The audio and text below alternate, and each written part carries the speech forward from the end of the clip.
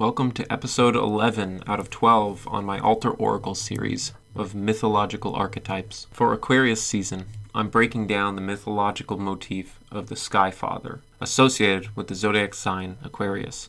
The Kickstarter was fully funded back in December, and the decks should be finished printing in early March. If you haven't pre-ordered one yet, you may do so now on our website, studiopandemonia.com. There's a link in the description as always. And don't forget, I have to ask to like, subscribe, and hit that bell thingy thing. Thank you.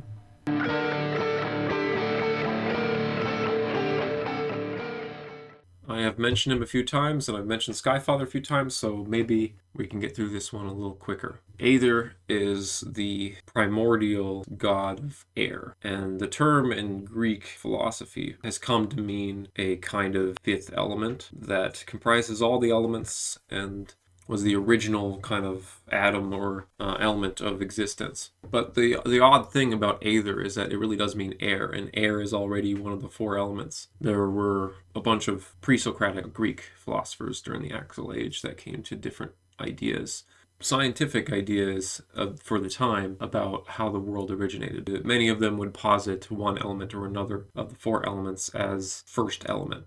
Sometimes fire was posited as the first element, and other times water. To some extent, you might argue that the atomic theory put forth by Democritus and Leucippus was actually a earth-based theory, since it comprised many solid atoms that made up the world, essentially. From a metaphorical and poetic understanding of the elements, that makes sense. Another interesting connection here mythologically is Atum, who's the Egyptian sky god and creator god who created the universe from himself. And in a sense, with atomic theory being the fundamental building blocks of the universe, Atum represents the fundamental building block of the universe. Adam, in the biblical Judaic sources, relates to this Atum Egyptian conception of first man rewriting of the first god from Egyptian sources. The Phoenicians of Ugarit also had Aether, probably indicative of a common ancestor between Greek and Phoenician, which is also the sky god, the primordial sky god. And there's also Aethon, the name of Zeus's eagle, who is this very same one that pecks out the liver of Prometheus every day up on the mountain. In Roman, this eagle is called Aeternus, both related to eternity. To me, this speaks very literally of the constellation Aquila, which is right next to Aquarius, and in many thematic ways resonates with Aquarius as a sign, being an air sign, compatible with a bird, and so on. Tengri also associated with eagles as the sky father of the Turkic and Mongolic people.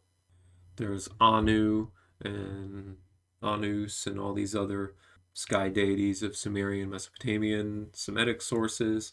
Iowang in Burmese culture even has that similar connotation, but also a sky god. And there's an interesting, I wouldn't say coincidence, because it's likely, again, going back to the common source of many languages in a very old sky father deity, that we get the term Dingir in Sumerian referring to the day. And I referred to Deus and Deus and such, which are in this list as well as the Proto-Indo-European sky father. But that deity probably goes back even further. We have Diwiru of the Sotho Bantu people in South Africa, who is their sky father, has that similar sort of linguistics. Tengri and Dingir and Tian in Chinese are all indications that the sky was a primordial force of importance in people's lives, and it makes sense that it would be. Ashur, who's the namesake of Assyrians. Shu, who's the Egyptian god of wind. And I mentioned Atum being the first god of the Egyptians and the god of creation. When he procreates with himself, let's say, one of the deities coming out of that, apart from Tefnut, who represents rain, moisture, spit, saliva, is Shu, who represents wind, and that sound shu, shu, kind of represents that. Ashaman is another interesting example. He is the main and most important deity to the Guanche people in the Canary Islands before the Spanish colonized it. And these people actually were of Berber ancestry, and the Berbers were across much of North Africa, Tunisia, Algeria, Morocco, and then also to Atlantis, the idea of Atlantis being this prosperous first empire, first civilization on Earth that tragically fell, associated often with the Atlas Mountains and with the Atlantic, probably stemming mythologically from some sort of North African, Berber, or Egyptian Hamitic type source. In America, we have a lot of great spirits as essentially their version of the Sky Father. It's a little more ambiguous and up to interpretation, but Manitou is the Algian or Algonquin name, Ichi Manitou. He's their essential Sky Father and Great Spirit. Wakantanka means Great Spirit, Spirit of the Sioux. Brahma in Hindu is closest to this archetype for the Hindus. And that would be the fourth tradition I mentioned before, the Sagittarian, Capricorn, and Leo sects and traditions in Hinduism. This would be the Aquarian sect surrounding Brahma. And then later in the axial period, Brahmic concepts were kind of the basis of the Upanishads and all of these more esoteric Vedic conceptual interpretations of things, which is quite fitting for Aquarius as a sign of dreaminess and thought and abstraction. Brahma represents the intellect in that way, the mind free from the trappings of the physical world that's fairly ascetic.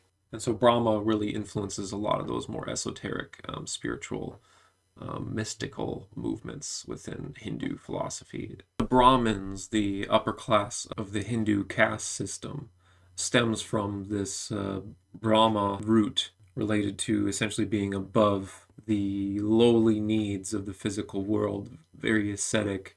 The Brahmins were essentially a class of intellectuals and priests who were kind of paid for and allowed to live their own life without needing to labor and toil and all these things that they relegate to the lower classes. And that sort of tradition, again, that sort of ascetic tradition actually kind of influences later Buddhist tradition, which focuses on enlightenment. And before, Gautama Buddha was all about reaching an ascetic detachment from your body and enlightenment within your mind. Buddha, Siddhartha Gautama, actually strayed from this a little bit, but I have Buddha represented in another deity in this pantheon within the Pegasus cusp, actually.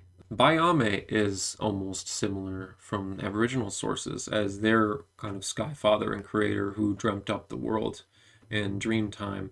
Olorun of the Yoruba is their own creator god of light and creation and sky. Jumala of the Finnish, and there's many different kind of versions of his name, is their sky creator god. He's Kugo Jumo to the Mari, another Finno-Ugric culture, and he represents light, and he's considered the white god in reference to the clouds and the sky. He's given in, say, the Mari pantheon a brother, a sort of evil brother, who is more of a dark or evil god of death and the underworld. His name's John. And John might relate to the Indo-European Yimo, who becomes Yama in Hindu, the first man to die, who became the god of the underworld. There's often, in many mythologies, this duality between the first two humans as essentially brothers or twins, one of them being good and one of them being evil. We see that prop up again in Judaic myth with Cain and Abel, for instance. Now, I keep saying creator god in a lot of these cases about the way that he creates. He's often portrayed as the first god, sure, or one of the first gods.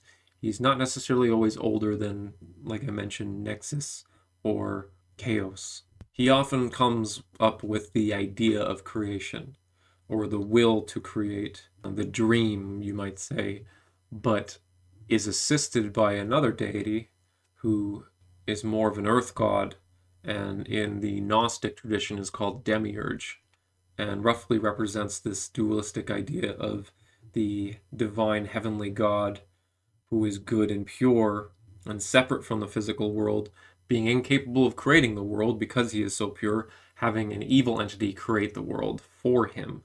And thus the world has evil in it, and only through the interventions of the high Aquarian entity is the world able to like wrestle between good and evil. That explains in a very esoteric and Gnostic way the idea of why is the earth evil, why does evil exist, which is a very common in theological discourse. You even see this in the Lord of the Rings with Iluvatar in his conducting of the creation of the world with all of his children, creating the music of creation. The dissonance of Morgoth is what creates so much of the world. So that is kind of the demiurge idea. And that's essentially the opposite of this archetype.